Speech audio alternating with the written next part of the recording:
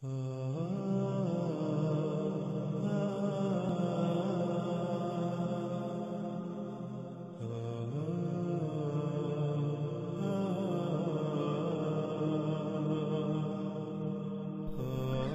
اللہ صلی اللہ علیہ وآلہ وسلم سے پوچھا گیا، اور کس تیز رفتاری سے وہ کام کرے گا زمین میں، یعنی زمین میں اس کی تیز رفتاری کیا ہوگی؟ تو رسول اللہ صلی اللہ علیہ وآلہ وسلم نے جواب دیا، جیسے غیث، وہ بھی اس کے لیے ناکافی ہوگا جیسے وہ بارش جسے دھکیلتی ہے پیچھے سے ہوا۔ ناظرین، ہم اس روایت کے پہلے حصے پر اپنی پچھلی قسط میں بات کر چکے ہیں، اور روایت کے اس اگلے حصے کو سمجھنے کے لیے ہم اس میں استعمال ہونے والے الفاظ پر ایک بار نظر دوڑاتے ہیں۔ اس میں ایک لفظ استعمال ہوا ہے اسراء۔ اسراء کہتے ہیں تیز رفتاری اور جلدی کو، سفر میں تیز رفتاری اور جلدی، کام کرنے میں تیز رفتاری اور جلدی، اشیاء کو پیک کرنے میں تیز رفتاری اور جلدی، حتیٰ کہ ہر کام میں تیز رفتاری اور جلدی۔ کئی لوگوں کا کام اکیلے اور کئی گنا کم وقت میں کرنا، تیز رفتاری سے کرنا، کئی لوگوں کے اٹھانے کا وقت اکیلے ہی بہت آسانی سے کم وقت میں اور آسانی سے اٹھانا، انتہائی تیز رفتاری سے اٹھا لینا، اشیاء کو ادھر سے ادھر تیز رفتاری اور کم وقت میں لانا اور لے جانا وغیرہ، یعنی ہر کام بہت ہی آسانی اور تیز رفتاری اور انتہائی قلیل مدت میں کم وقت میں انجام دینا۔ اگلا لفظ آ جاتا ہے الغیث۔ الغیث کہتے ہیں بہت سے انسانوں کا مجمع جو انتہائی منظم انداز میں کوئی کام کرتا ہے۔ مثال کے طور پر آپ نے کوئی کام کرنا ہے، سب سے پہلے اس کام کو مختلف حصوں میں تقسیم کریں اور پھر لوگوں کے مختلف گروہ بنا کر انتہائی منظم انداز میں ان سے کام کروائیں، جس سے نہ صرف کام بہترین ہوگا بلکہ وقت بھی بچے گا اور کام انتہائی آسانی سے ہوگا اور پھر کام بھی زیادہ ہو۔ اور اس کے علاوہ الغیث بارش کو بھی کہتے ہیں۔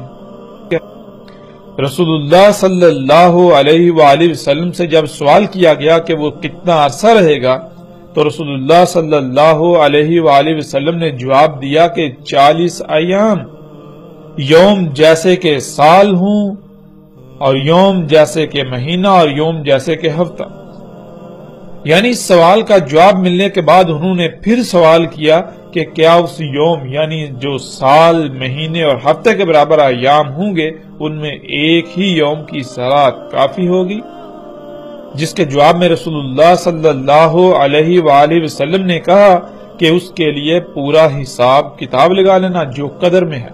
قدر کہتے ہیں بہت باریکی سے پورے حساب کتاب، علم و حکمہ کے ساتھ کوئی کام انجام دینا، رائے برابر بھی فرق نہ چھوڑنا۔ اس جواب سے صحابہ رضی اللہ تعالیٰ عنہ کو یہ پتا چل گیا کہ دن رات جیسے ہیں ویسے ہی ہوں گے، ان میں کسی قسم کی کوئی رد و بدل نہیں ہوگی، لیکن حقیقت یہ ہے کہ اس کی کوئی بھی کام کرنے کی رفتار ایسے ہوگی کہ جو کام ہم سالوں میں انجام دیتے ہیں وہی کام وہ ایک یوم میں انجام دے گا، کہ اس کی ہر کام میں رفتار انتہائی تیز ہوگی۔ جب صحابہ پر یہ بات واضح ہوئی تو تب انہوں نے دجال کی تیز رفتاری کا سوال کیا کہ وہ کس تیز رفتاری سے کاموں کو انجام دے گا۔ صحابہ رضی اللہ تعالیٰ عنہ نے رسول اللہ صلی اللہ علیہ وآلہ وسلم سے سوال کیا، اور کیا اسراء ہوگی اس کی زمین میں، یعنی وہ ہر کام کس تیز رفتاری سے کرے گا؟ تو اس کے جواب میں رسول اللہ صلی اللہ علیہ وآلہ وسلم نے کہا، جیسے الغیث یعنی جیسے انسانوں کا مجموعہ کسی کام کو آپس میں تقسیم کر کے بہت منظم انداز میں انجام دیتا ہے ویسے ہی کرے گا، وہ بھی اس کے لیے ناکافی ہوگا۔ ناکافی ہوگی اس کے لیے ہوا، یعنی وہ ہوا سے بھی تیز رفتار ہوگا۔ اس کی تیز رفتاری بالکل ایسے ہوگی جیسے کہ وہ بادل جن کو پیچھے سے ہوا اڑاتی ہے۔ ناظرین، یہاں ایک اور لفظ پر ہم بات کرتے ہوئے آگے بڑھتے ہیں، اور وہ لفظ ہے یوم۔ عام طور پر یوم سے مراد دن لیا جاتا ہے، لیکن عربی میں یوم کہتے ہیں ایک مدت کو، ایک پیریڈ کو، ایک مرحلے کو۔ یعنی نقطہ آغاز سے نقطہ انجام تک کا جو مرحلہ ہوتا ہے، جو مدت ہوتی ہے، اس کو عربی میں یوم کہتے ہیں، اور ہر شے کا یوم الگ الگ ہوتا ہے۔ یعنی انسان جو کام سالوں میں انجام دیتے ہیں، جب دجال آئے گا، دجال زمین پر موجود ہوگا، اس کا وجود ہوگا، تو وہی کام دجال ایک ہی یوم میں، ایک ہی مرحلے میں، ایک ہی مدت میں انجام دے گا، انتہائی تیز رفتاری کے ساتھ، انتہائی قلیل مدت میں، انتہائی کم وقت میں۔ رسول اللہ صلی اللہ علیہ وآلہ وسلم کا یہ کہنا کہ اس کا یوم جیسے کہ سال، اور اس کا یوم جیسے کہ مہینے، اور اس کا یوم جیسے کہ ہفتے، اور باقی ایام جیسے کہ تمہارے ایام۔ یعنی جب دجال نہیں ہوگا تو تب انسان جو کام سالوں میں انجام دیں گے، وہی کام جب دجال آئے گا، دجال زمین پر موجود ہوگا، اس کی ابتدا ہوگی، اس کا پہلا یوم ہوگا، تو اسی کام کو وہ ایک ہی یوم، ایک ہی مرحلے میں انجام دے گا، انتہائی تیز رفتاری اور انتہائی کم مدت میں۔ وہ انسانوں کو اپنی اتباع کی دعوت دے گا، اپنے آپ کو رب بنانے کی دعوت دے گا، تو انسان جب اس کی دعوت کو تسلیم کرتے ہوئے اس کو اپنا رب بنا لیں گے، تو پھر پہلے جو کام انسان سالوں میں کیا کرتے تھے، وہی کام اب انسان ایک ہی یوم میں کریں گے، ایک ہی مرحلے، ایک ہی مدت میں کریں گے۔ یعنی انسانوں کی رفتار دجال کو رب بنا لینے سے تیز ہو جائے گی، اور دجال اسی پر اکتفا نہیں کرے گا، بلکہ اس میں مزید جدت آئے گی۔ اس کا اگلا یوم، اس کا اگلا پیریڈ، اگلا مرحلہ یہ ہوگا کہ جب انسان اس کو رب بنانے کے باوجود جو کام مہینوں میں کریں گے، دجال اسی کام کو ایک یوم میں کرے گا۔ تو پھر ایسا ہوگا کہ انسان جو کہ دجال کو پہلے ہی رب بنا چکے ہوں گے، تو انسانوں کی رفتار بھی تیز ہو جائے گی۔ تو جو کام وہ پہلے انتہائی تیز رفتاری کے باوجود مہینوں میں کرتے تھے، پھر ان کی رفتار مزید بڑھنے سے وہی کام وہ ایک ہی یوم میں کرنا شروع کر دیں گے، اور دجال اسی پر اکتفا نہیں کرے گا، یعنی دجال کا اگلا یوم آئے گا، دجال کا اگلا مرحلہ آئے گا۔ تو جو کام دجال کو رب بنانے کے باوجود انسان انتہائی تیز رفتاری کے باوجود مہینوں میں انجام دیں گے، دجال وہی کام ایک ہی یوم، ایک ہی مرحلے میں انجام دے گا۔ انسان جو کہ دجال کو پہلے ہی رب بنا چکے ہوں گے، تو اس وجہ سے انسانوں کی رفتار بھی مزید تیز ہو جائے گی۔ تو پھر اس تیز رفتاری کے باوجود جو کام انسان ہفتوں میں انجام دیں گے، وہی کام دجال ایک یوم میں انجام دے گا۔ کیونکہ انسان دجال کو رب بنا چکے ہوں گے، تو اس وجہ سے انسانوں کی رفتار بھی مزید تیز ہو جائے گی، جس سے پھر دجال اور انسانوں کی تیز رفتاری کا فرق مٹ جائے گا۔ یعنی پوری دنیا دجال سے بھر جائے گی، اور پوری دنیا میں انسان کی بجائے دجال ہی کام کرے گا۔ اور دجال کیا ہے وہ ہم جان چکے ہیں، اور اگر ہم اس بات کو ایک لمحے کے لیے نظر انداز کر بھی دیں تو ناظرین غور کریں کہ آج وہ کون سی شے ہے، یا پھر کیا آج کام انتہائی تیز رفتاری سے ہو رہے ہیں؟ اگر ہو رہے ہیں تو وہ کون سی شے ہے، وہ کون سی چیز ہے جس کی وجہ سے کام انتہائی تیز رفتاری سے ہو رہے ہیں؟ وہی کام جو انسان پہلے سالوں میں کرتا تھا، پھر اس کے پاس ایسی صلاحیت آئی کہ اس نے وہی کام مہینوں میں کرنا شروع کر دیا۔ پھر اس تیز رفتاری کے باوجود انسان جو کام مہینوں میں انجام دیتا تھا، وہی ہفتوں میں، پھر مزید انتہائی تیز رفتاری کے باوجود جو کام ہفتوں میں انجام دیتا تھا، وہی کام ایک ہی یوم میں انجام دینا شروع کر دیا۔ اور پھر آج پوری دنیا میں سب کے سب کام انتہائی تیز رفتار ہو چکے۔ انسانوں کی اپنی کوئی اہمیت و حیثیت رہی ہی نہیں۔ اگر کسی شے کی اہمیت و حیثیت ہے تو وہ اسی کی جس کی وجہ سے پوری دنیا میں اتنی جدت اور تیز رفتاری آ چکی ہے، اور وہ کیا شے ہے آج ہم اپنی آنکھوں سے دیکھ رہے ہیں۔ ان اشیاء کو آج ہم مشینیں کہتے ہیں۔ مشین کسے کہتے ہیں؟ مشین کہتے ہیں ایسے آلے کو یا ایسی شے کو جو انسان کے لیے نہ صرف سہولت و آسانی پیدا کر دے، بلکہ وہ ہر کام کو انتہائی تیز رفتاری کے ساتھ کرے۔ وہ کام جو کئی انسان مل کر کرتے ہیں وہی کام وہ انتہائی آسانی سے انتہائی کم مدت میں کم وقت میں اکیلے ہی انجام دے دیں، اکیلے ہی کریں۔ اور پھر یہی نہیں، آج انسان انہی مشینوں کو اپنے لیے فائدہ مند سمجھتے ہیں، اپنے لیے مسیحا سمجھتے ہیں، لیکن کیا یہ مسیحا ہے؟ کیا حقیقت یہی ہے؟ انسان ان مشینوں کا صرف ایک ہی پہلو، ایک ہی روح دیکھتے ہیں، وہ روح جو انہیں فائدہ مند نظر آتا ہے، لیکن اس کا دوسرا روح اسے یکسر نظر انداز کر دیتے ہیں۔ اس کا دوسرا پہلو یکسر نظر انداز کر دیتے ہیں، وہ پہلو جس پر ہم گزشتہ ایک ساتھ میں کچھ گفتگو کر چکے ہیں اور آئندہ ایک ساتھ میں بھی مزید تفصیل کے ساتھ گفتگو کریں گے کہ انہی مشینوں کو ایسے پوری دنیا فساد سے بھر چکی ہے، زمین و آسمان فساد زدہ ہو چکے ہیں، دنیا میں کوئی ایک بھی مخلوق ایسی نہیں جو فساد سے پاک ہو، جو طرح طرح کی تباہیوں، مصیبتوں اور تکالیف کا سامنا نہ کر رہی ہو، انہی مشینوں کی وجہ سے۔ اور یہ پہلو جس سے انسان یکسر غافل ہے، جس کو یکسر نظر انداز کیے ہوئے ہیں، اسی کی وجہ سے پوری دنیا زلزلوں کی لپیٹ میں ہے، سیلابوں کی لپیٹ میں ہے، طرح طرح کی بیماریوں کی لپیٹ میں ہے، طرح طرح کی مصیبتوں، تکلیفوں اور ہلاکتوں کی لپیٹ میں ہے۔ اس کے باوجود انسان اسے اپنے لیے مسیحا سمجھتے ہیں۔ اور ناظرین، آج ہم دیکھیں کہ کیا انہی مشینوں کی وجہ سے ہر کام انتہائی تیز رفتاری اور کم وقت میں نہیں ہو رہا؟ وہ کون ہے جو ہر کام کو انتہائی تیز رفتاری اور کم وقت میں اور بہت ہی آسانی سے کر رہا ہے؟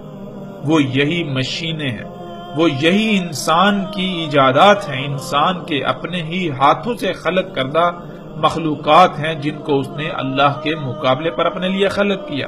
جن کو وہ اپنے لیے مسیحا سمجھتا ہے، جن کو وہ اپنے لیے فائدہ مند سمجھتا ہے۔ وہ کون سی اشیاء ہیں جن کی رفتار ان بادلوں سے بھی تیز ہے جن کو پیچھے سے ہوا دھکیلتی ہے؟ جب آپ غور کریں تو بالکل یہی مشینیں جو بالکل بادلوں کی طرح اڑتی ہیں، ان بادلوں کی طرح جن کو پیچھے سے ہوا دھکیلتی ہے۔ یہ مشینیں یعنی جہاز جب یہ اڑتے ہیں تو بالکل اسی طرح جیسے کہ بادل اڑتے ہیں، گرجتے ہوئے۔ پھر ان کو پیچھے سے کون دھکیلتا ہے؟ ان کو جیسے بادلوں کو پیچھے سے ہوا دھکیلتی ہے، بالکل اسی طرح ان مشینوں کو، ان جہازوں کو پیچھے سے ہوا دھکیلتی ہے، جس کی وجہ سے یہ آگے سفر کرتے ہیں۔ یہ انتہائی غیر معمولی الفاظ جو محمد علیہ السلام نے، رسول اللہ صلی اللہ علیہ وآلہ وسلم نے استعمال کیے، یہ دہلا دینے والے ہیں، یہ آج چونکا دینے والے ہیں۔ کیا کبھی ہم نے محمد رسول اللہ صلی اللہ علیہ وآلہ وسلم کے ان الفاظ میں غور کیا؟ ناظرین، یہاں ہم ایک اور پہلو پر بات کرتے ہوئے آگے بڑھتے ہیں، جو پہلو دنیا میں انسانوں کی اکثریت کے نزدیک عقیدے اور نظریے کی حیثیت رکھتا ہے۔ وہ یہ کہ وہ یہ سمجھتے ہیں اور پوری دنیا میں یہ پھیلا دیا گیا کہ دجال کا جو یوم سالوں جیسا ہوگا یا سال جیسا ہوگا، وہ اس وجہ سے ہوگا کہ دن رات اتنے بڑے ہو جائیں گے، کہ دن اتنا بڑا، اتنا لمبا ہو جائے گا کہ وہ 24 گھنٹے کی بجائے ایک سال میں مکمل ہوگا۔ یعنی جب سورج طلوع ہوگا تو اس کو غروب ہوتے ہوتے یا سورج کو ایک چکر مکمل کرتے ہوئے، ایک دن اور رات مکمل ہوتے ہوئے ایک سال جتنا عرصہ گزر جائے گا۔ پھر اسی طرح رفتار کم ہوگی تو مہینے میں، اور مزید کم ہوگی تو ہفتے میں، پھر مزید کم ہوگی تو زمین کی پھر وہی رفتار، یعنی پھر دن رات 24 گھنٹے کے ہو جائیں گے۔ لیکن کیا اس میں کسی قسم کی کوئی حقیقت ہے؟ جب ہم غور کریں تو اس میں نہ صرف حقیقت کا شائبہ تک نہیں، بلکہ یہ بات، یہ نظریہ، یہ عقیدہ انتہائی احمقانہ اور جاہلانہ ہے۔ پہلے ان لوگوں کا نظریہ یہ تھا کہ سورج زمین کے گرد گھومتا ہے اور سورج کی رفتار کم ہونے کی وجہ سے زمین پر ایک یوم سال جیسے ہو جائے گا، پھر سورج کی رفتار بڑھے گی تو ایک یوم مہینے جیسا، پھر مزید بڑھے گی تو ایک یوم جو ہے وہ ہفتے جیسا، پھر مزید رفتار بڑھے گی تو زمین پر جیسے پہلے 24 گھنٹے کے ایام ہوتے تھے ویسے ہی ہو جائیں گے۔ لیکن جب ان پر یہ حقیقت واضح ہوئی، یہ راز کھلا، کہ سورج تو گھومتا ہی نہیں بلکہ زمین سورج کے گرد گھوم رہی ہے۔ تو پھر انہوں نے یہ نظریہ اپنایا، یہ نظریہ گڑا، یہ بات پھیلائی کہ زمین جو ہے اس کی رفتار انتہائی کم ہو جائے گی، جس وجہ سے ایک دن اتنا لمبا ہو جائے گا جیسے کہ سال ہو، پھر اس کی رفتار میں تھوڑی تیزی آئے گی تو پھر ایک یوم یعنی ایک دن ایک مہینے جتنا لمبا ہو جائے گا، پھر مزید زمین کی رفتار بڑھے گی تو وقت سکڑے گا، جس سے پھر ایک دن ایک یوم ہفتے جیسے ہو جائے گا، پھر زمین واپس اپنی اسی رفتار پر آ جائے گی جیسے وہ پہلے تھی، جس وجہ سے باقی ایام پھر اسی طرح گزریں گے جیسے کہ 24 گھنٹے کے ہوتے ہیں۔ تو ایسا نظریہ و عقیدہ انتہائی جاہلانہ ہے جس کی کوئی بنیاد ہی نہیں ہے، اور جن لوگوں نے یہ بات کی، یہ نظریہ اخذ کیا، یہ عقیدہ اپنایا، یہ عقیدہ دنیا کے سامنے لائے، ان پر انتہائی افسوس ہی کیا جا سکتا ہے۔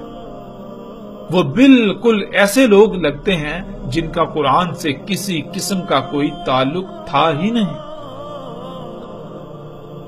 انہوں نے اس کائنات کے نظام کو جیسے کہ مذاق سمجھا ہوا ہے۔ قرآن میں اللہ سبحانہ و تعالیٰ کہتے ہیں اس میں کچھ شک نہیں، ہر شے کو خلق کیا ہم نے قدر کے ساتھ، یعنی بہت باریکی سے، علم و حکمت کے ساتھ۔ اس کے علاوہ ہم پیچھے تفصیل کے ساتھ جان چکے ہیں کہ اللہ سبحانہ و تعالیٰ نے کہا تھا کہ زمین و آسمانوں کی مثال بالکل ایسی ہے، ہم نے ان کو بالکل اسی طرح خلق کیا جیسے کہ تم کو خلق کیا۔ تم اپنی ہی ذاتوں میں غور و فکر کرو، تم اپنی ہی ذاتوں کو جانو۔ جب تم اپنی ہی ذاتوں میں غور و فکر کرو گے تو جو بات تمہارے سامنے آئے گی بالکل اسی طرح ہم نے زمین و آسمانوں کو اور جو کچھ بھی ان کے درمیان ہے ان سب کو خلق کیا۔ تو جب ہم اپنی ہی ذاتوں میں غور و فکر کریں، جو کہ پیچھے تفصیل کے ساتھ گزر چکا ہے پچھلی ایک ساتھ میں، جب ہم اپنی ہی ذاتوں میں غور و فکر کریں تو ہمیں اپنی ہی ذاتوں میں ایک انتہائی غیر معمولی میزان ملتا ہے، توازن ملتا ہے۔ تمام کے تمام اعضاء جو کہ اپنے آپ میں الگ الگ مخلوقات ہیں، ان کو کسی نہ کسی مقصد کے لیے خلق کیا، جس مقصد کے لیے خلق کیا گیا ان کو ان کے مقامات پر رکھ دیا گیا، ان کو ان کی ذمہ داری کو پورا کرنے کے لیے جو ان کا مقام تھا اس پر فٹ کر دیا گیا۔ جب تک تمام کے تمام اعضاء جو کہ مخلوقات ہیں اپنے اپنے مقام پر رہتے ہوئے اپنی اپنی ذمہ داری کو پورا کریں گے تو تب جسم میں میزان، جسم میں توازن برقرار رہے گا۔ اگر کوئی ایک بھی مخلوق اپنی ذمہ داری سے لاپرواہی کرتی ہے، اپنی رفتار میں کمی یا زیادتی کرتی ہے تو اس سے پورے جسم میں جو قائم توازن ہے وہ بگڑ جائے گا، جس کی وجہ سے جسم میں تباہیاں آئیں گی جنہیں ہم بیماریوں کا نام دیتے ہیں۔ اور یہی اللہ سبحانہ و تعالیٰ نے کہا اس میں کچھ شک نہیں، ہر شے کو خلق کیا ہم نے قدر کے ساتھ، یعنی بہت ہی باریکی سے، علم و حکمت کے ساتھ خلق کیا۔ اللہ سبحانہ و تعالیٰ نے ہر شے کو قدر کے ساتھ خلق کیا ہے۔ جیسے ایک گاڑی ہوتی ہے یا ایک مشین ہوتی ہے، اگر اس میں چھیڑ چھاڑ کی جائے گی تو وہ خراب ہو جائے گی۔ جیسے انسان اپنی ہی ذات کو لے لے، انتہائی پیچیدہ ترین تخلیق ہے، تمام کے تمام اعضاء کو بہت باریک بینی اور علم و حکمت سے خلق کیا گیا، خلق کر کے انہیں ان کے مقام پر لگا دیا گیا۔ اگر ان کے مقام میں تبدیلی کی جائے گی، یعنی اگر جسم سے خون نکال لیا جائے تو کیا ہوگا، دل نکال لیا جائے تو کیا ہوگا، اسی طرح جسم میں کوئی بھی تبدیلی کی جائے جو اس نقشے میں نہ ہو، جس نقشے کے مطابق انسان کو اللہ سبحانہ و تعالیٰ نے خلق کیا، تو جسم کا نظام بگڑ جائے گا، جسم کا توازن بگڑ جائے گا اور خرابیوں یعنی بیماریوں کا شکار ہو کر بڑی تباہی یعنی موت کا شکار ہو جائے گا۔ بالکل اسی طرح اللہ سبحانہ و تعالیٰ نے آسمانوں اور زمینوں اور جو کچھ بھی ان کے درمیان ہے ان کو خلق کیا۔ یہ سب کچھ تب تک ٹھیک رہے گا جب تک ہر شے فطرت پر رہے گی، یعنی ہر شے اسی مقام پر، اسی رفتار پر رہے گی، اسی ذمہ داری کو ہر لحاظ سے مکمل طور پر پورا کرے گی جس پر اللہ سبحانہ و تعالیٰ نے انہیں لگا دیا ہوا ہے، جس پر اللہ سبحانہ و تعالیٰ نے انہیں قائم کیا ہوا ہے۔ اگر کسی شے کو فطرت سے ہٹا دیا جائے گا، یعنی اللہ سبحانہ و تعالیٰ کی مخلوقات میں تبدیلیاں کی جائیں گی تو نظام بگڑ جائے گا، پھر تباہیاں ہی آئیں گی۔ پھر اسی طرح اللہ سبحانہ و تعالیٰ سورہ روم کی آیت نمبر 30 میں کہتے ہیں، نہیں ہے تبدیلی اللہ کی خلق کے لیے،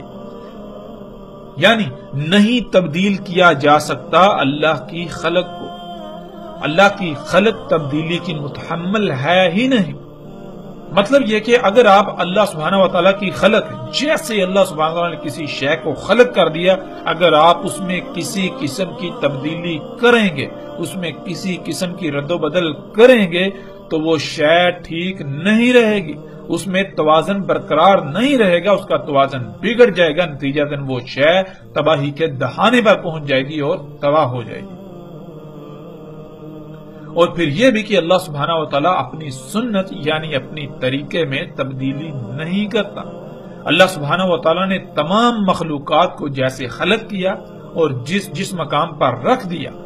جس لائن پر لگا دیا، اس میں رائی برابر بھی تبدیلی کی کوئی گنجائش نہیں۔ اللہ سبحانہ و تعالیٰ نے اپنی خلق میں تبدیلی کی گنجائش رکھی ہی نہیں۔ اللہ کی خلق تبدیلی کی متحمل ہے ہی نہیں۔ اگر تبدیلی کی جائے گی تو اللہ کی خلق پھر ٹھیک نہیں رہ سکتی، اس میں خرابیاں ہوں گی اور آخر کار وہ تباہ ہو جائے گی۔ اگر زمین اپنی رفتار میں ذرہ بھی کمی کرے تو پورے آسمان دنیا کا نظام بگڑ جائے گا، کیونکہ اللہ سبحانہ و تعالیٰ نے قرآن میں واضح کر دیا کہ اللہ سبحانہ و تعالیٰ نے میزان یعنی توازن قائم کیا ہوا ہے۔ جیسے گھڑی کی سیکنڈ والی سوئی کی رفتار کم یا زیادہ کر دی جائے تو اس سے منٹ اور گھنٹے کی سوئیاں بھی اسی رفتار سے تیز یا کم ہو جاتی ہیں، کیونکہ ان کا آپس میں بہت گہرا تعلق ہوتا ہے۔ بالکل اسی طرح ہمارا نظام شمسی اور اس کا ہماری کہکشاں سے، پھر ہماری کہکشاں کا پوری کائنات سے انتہائی گہرا تعلق ہے، انتہائی گہرا مضبوط مربوط ربط قائم ہے۔ اگر زمین اپنی رفتار میں کوئی رد و بدل کرتی ہے تو لامحالہ پورے آسمان دنیا، جس کا ہم ادراک بھی نہیں کر سکتے، کا توازن بگڑ جائے گا اور ہر شے تباہ ہو جائے گی، سیارے اور ستارے آپس میں ٹکرا جائیں گے۔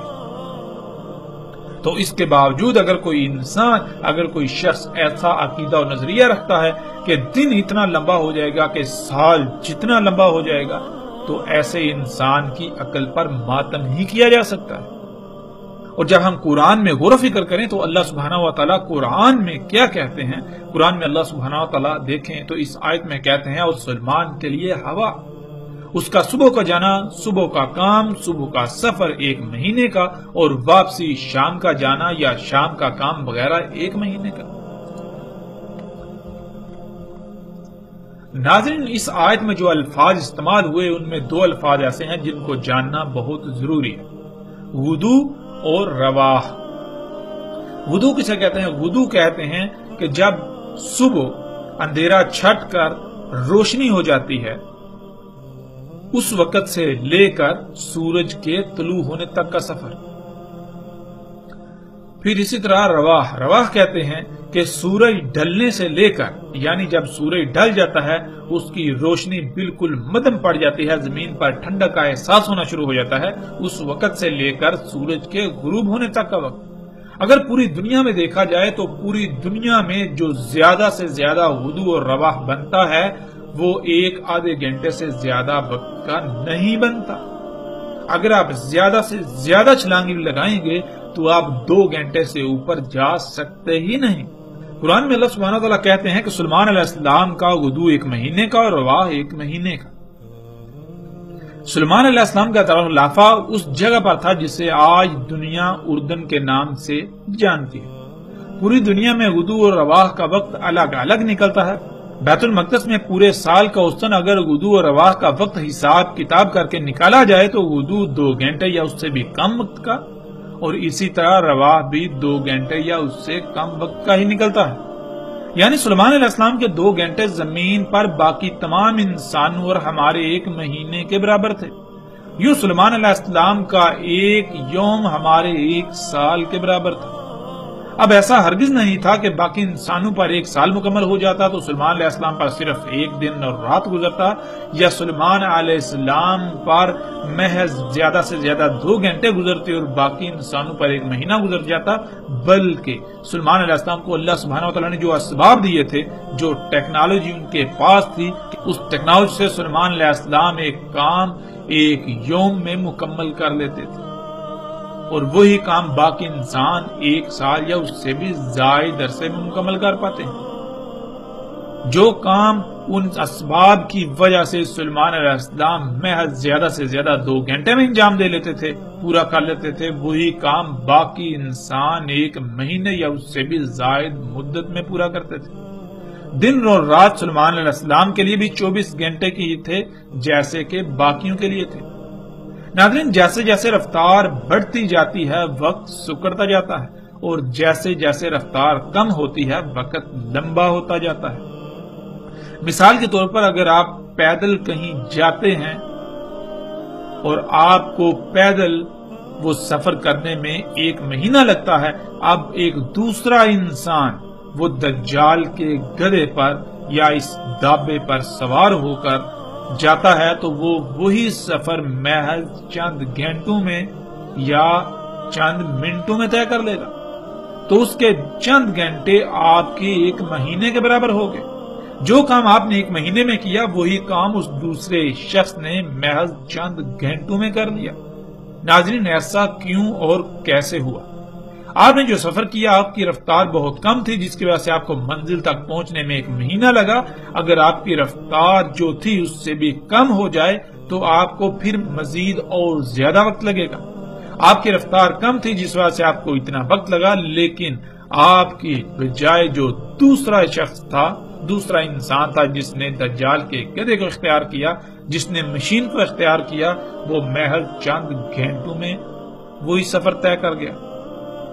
اس لیے کیونکہ اس کی رفتار آپ سے کئی گنا زیادہ تھی۔ جیسے جیسے رفتار بڑھتی ہے وقت سکڑتا چلا جاتا ہے، اور اگر کسی انسان کے پاس ایسی ٹیکنالوجی ہو جس سے اس کی رفتار اتنی بڑھ جائے کہ جو وقت کی رفتار سے تجاوز کر جائے تو اس کے لیے وقت تھم جائے گا، وہ انسان کوئی بھی کام بغیر وقت کے گزرے کر سکے گا۔ ناظرین، اب ان سب حقائق کے باوجود اگر کوئی شخص پھر بھی یہ کہے کہ دجال کا جو یوم سال کے برابر ہوگا یا مہینے کے برابر یا ہفتے کے برابر ہوگا، وہ اس وجہ سے ہوگا کہ دن رات اتنا لمبے ہو جائیں گے، اور اگر پھر بھی اس سب کے باوجود یہ بات مان لی جائے تو پھر رسول اللہ صلی اللہ علیہ وآلہ وسلم نے یہ کیوں کہا کہ اس کا یوم تمہارے سال جیسا ہوگا؟ مطلب یہ کہ اس کا یوم الگ ہے، اس کے یوم کی کیلکولیشن حساب کتاب الگ ہے، اور تمہارے یوم تمہارے ایام کا حساب کتاب الگ ہے۔ تمہارے ایام کا حساب کتاب جو کہ یہ دن رات 24 گھنٹے کے ہیں یہ بھی موجود رہے گا، اور اس کا یوم بھی موجود ہوگا،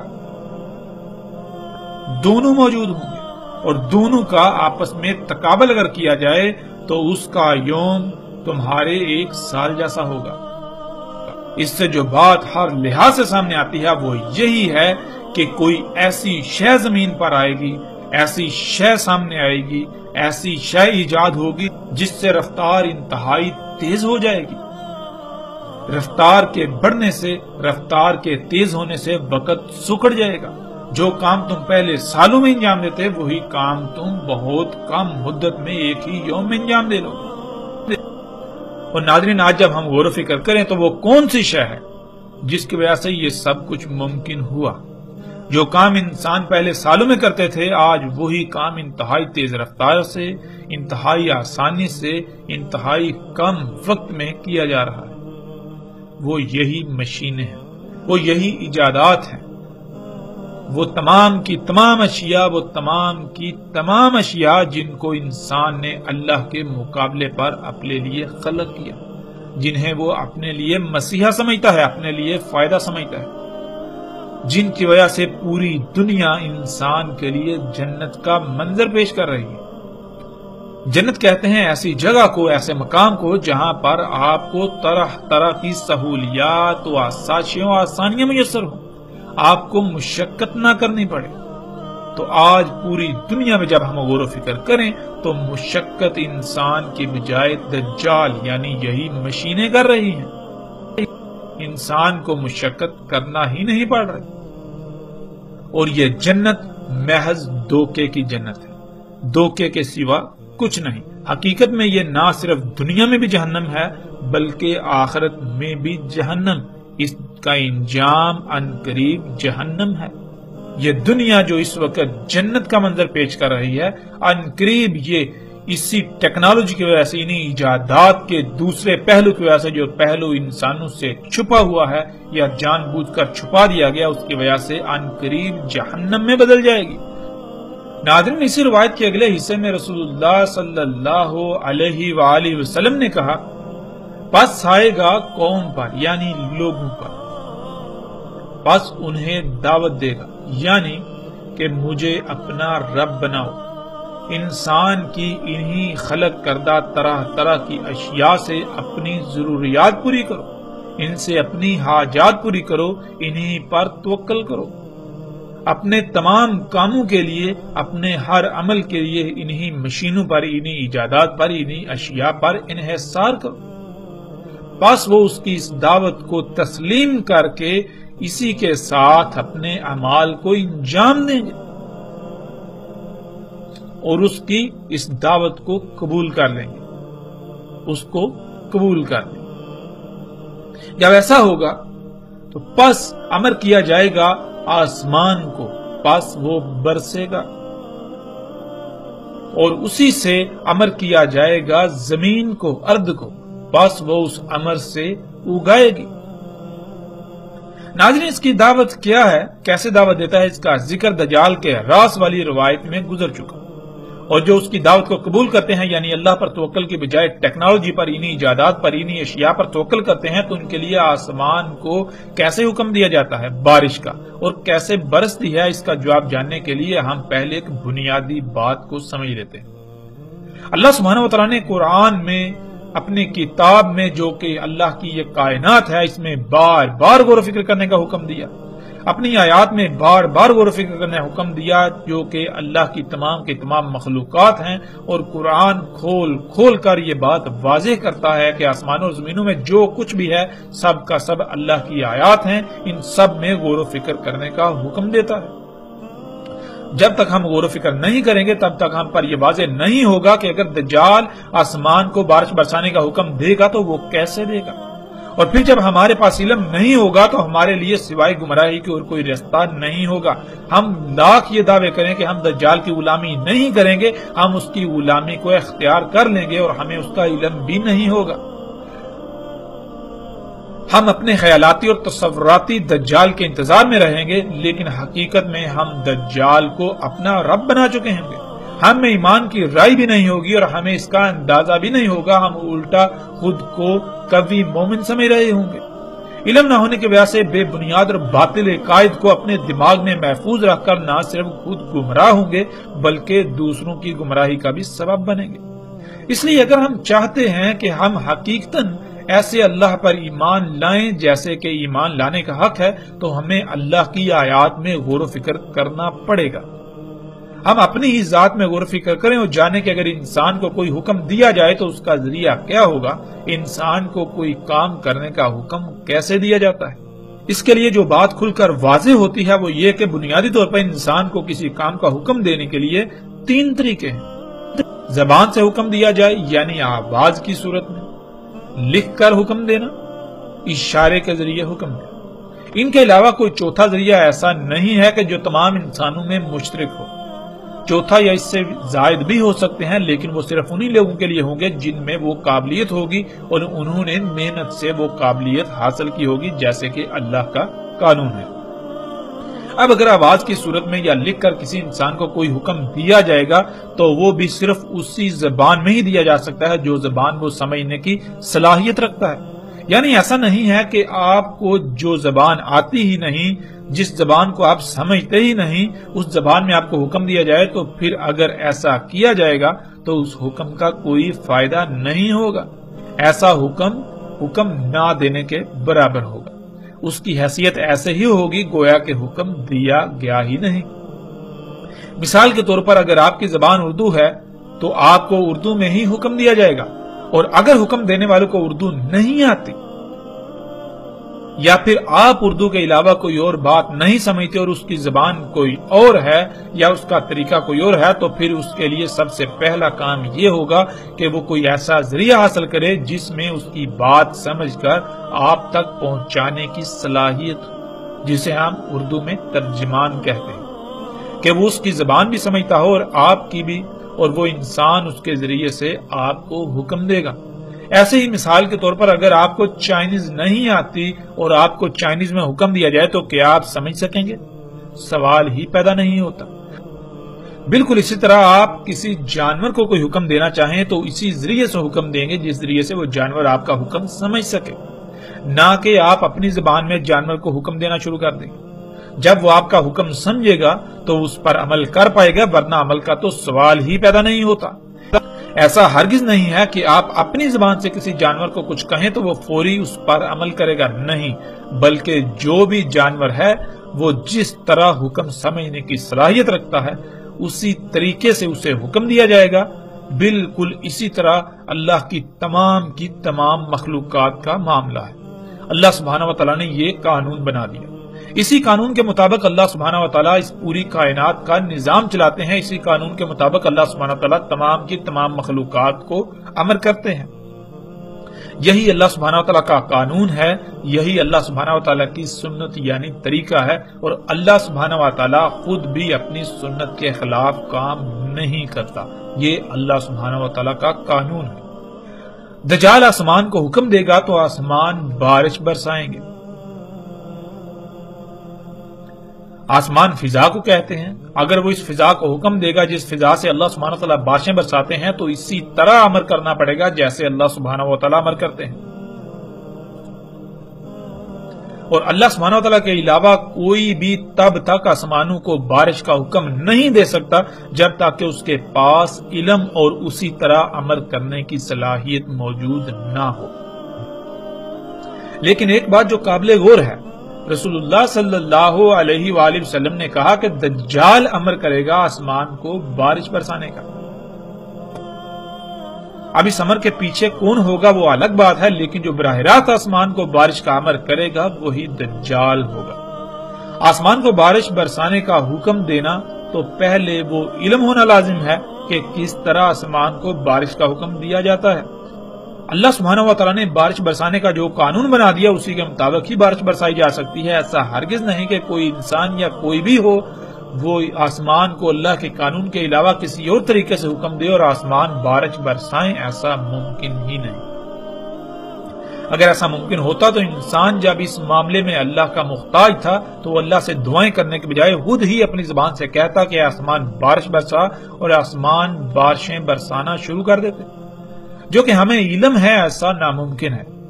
تو پھر یہ بات بالکل واضح ہو جانی چاہیے کہ کوئی بھی ہو اگر آسمان کو بارش برسانے کا حکم دے گا تو وہ زبان سے نہیں بلکہ اسی طریقے سے دے گا جیسے اللہ نے قدر میں کر دیا۔ البتہ یہ بات الگ ہے کہ اللہ سبحانہ و تعالیٰ نے قدر میں آسمان کو کب کب اور کتنی بارش برسانے کا قانون وضع کیا جس سے کائنات میں قائم میزان برقرار رہے گا۔ اس کا علم صرف اللہ سبحانہ وتعالیٰ کو ہے، اس کے علاوہ کسی اور کو نہیں۔ البتہ اس کے پاس ہو سکتا ہے جو اللہ کی خلق کی ہوئی پوری کائنات کا علم حاصل کر لے، اور ایسا اللہ کے قانون میں رکھا ہی نہیں۔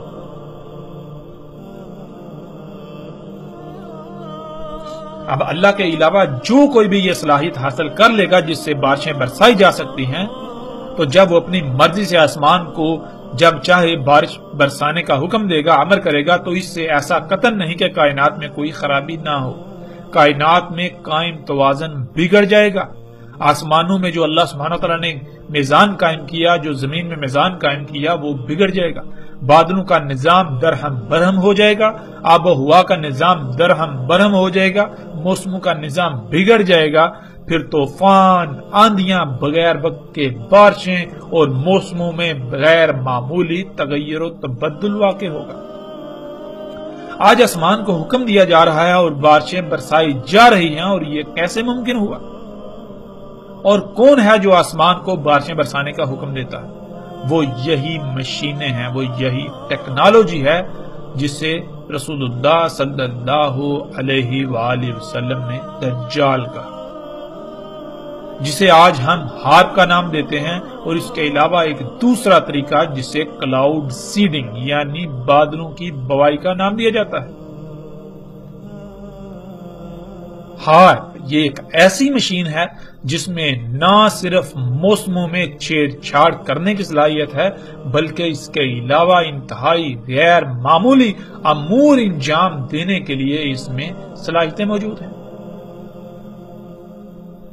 اور اس کے علاوہ جو دوسرا طریقہ ہے جس سے بارشیں برسائی جا رہی ہیں، یہ طریقہ انتہائی آسان اور سستا ترین طریقہ ہے۔ یہ 3 اشیاء یعنی سلور آئیوڈائڈ، نمک، ڈرائی آئس یعنی جمی ہوئی کاربن ڈائی آکسائڈ گیس کے مرکب کو بذریعہ پمپوں یا جہاز سے فضا میں بلندی پر بادلوں کے مقام پر چھڑکا جاتا ہے،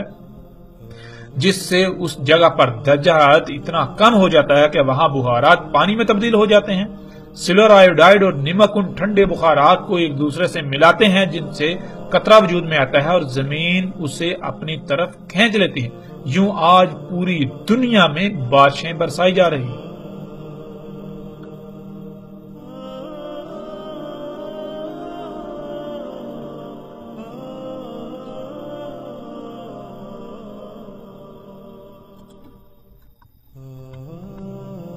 اور پھر رسول اللہ صلی اللہ علیہ وآلہ وسلم نے یہ بھی کہا تھا کہ زمین کو امر کرے گا پس وہ اگائے گی۔ تو پیچھے الحمدللہ ہم نے جان لیا کہ اللہ کی ہر خلق کو ویسے ہی حکم دیا جائے گا جیسے اللہ سبحانہ وتعالی نے قدر میں کیا ہے۔ اس کے قانون کے خلاف کوئی کام نہیں ہو سکتا، تو زمین کو اگر اگانے کا حکم دیا جائے گا تو بالکل اسی طرح حکم دیا جائے گا جیسے اللہ سبحانہ وتعالی حکم دیتے ہیں۔ ایک تو اللہ سبحانہ وتعالی نے بیج کے ڈی این اے یعنی زمین کے اگانے کی تمام اشیاء کے بیجوں میں